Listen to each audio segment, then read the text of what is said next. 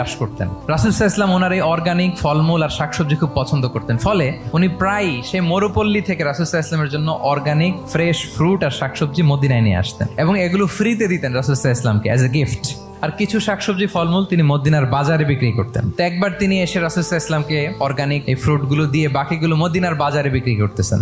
রাসূলুল্লাহ সাল্লাল্লাহু আলাইহি ওয়াসাল্লাম বাজার ভ্রমণে গেলেন, যে দেখে ওই তো জাহের। তো ওনাকে দেখেই রাসূল সাল্লাল্লাহু আলাইহি ওয়াসাল্লাম পিছন থেকে এরকম ঝাপটে ধরলেন। উনি তো দেখতে পারতেছেন না কে ধরলো। উনি বলে মান হাদা আরসিলনি, এই ছাড়ো ছাড়ো। যখন পিছনে ফিরে দেখে আল্লাহ রাসূল সাল্লাল্লাহু আলাইহি ওয়াসাল্লাম এখন আর ছাড়াছাড়ি করে না, এখন ওনার পিঠটা রাসূল সাল্লাল্লাহু আলাইহি ওয়াসাল্লামের বুক মোবারকের দিকে আরো লাগাই দিচ্ছে। এইভাবে ফান করে বলতেছেন, এই একটা দাস আছে আমার কাছে, এই লোকটারে কে কিনবে, আমি বেচবো। জাহের রাদিয়াল্লাহু তাআলা আনহু বলেন, ইয়া রাসূলুল্লাহ, আমি কালো মানুষ, আমি সস্তা মানুষ, আমারে বেচলে বেশি দাম পাবেন না আপনি। রাসূল সাল্লাল্লাহু আলাইহি ওয়াসাল্লাম বললেন, হে জাহের, তুমি আল্লাহর কাছে সস্তা নও, তুমি আল্লাহর কাছে বড্ড দামি।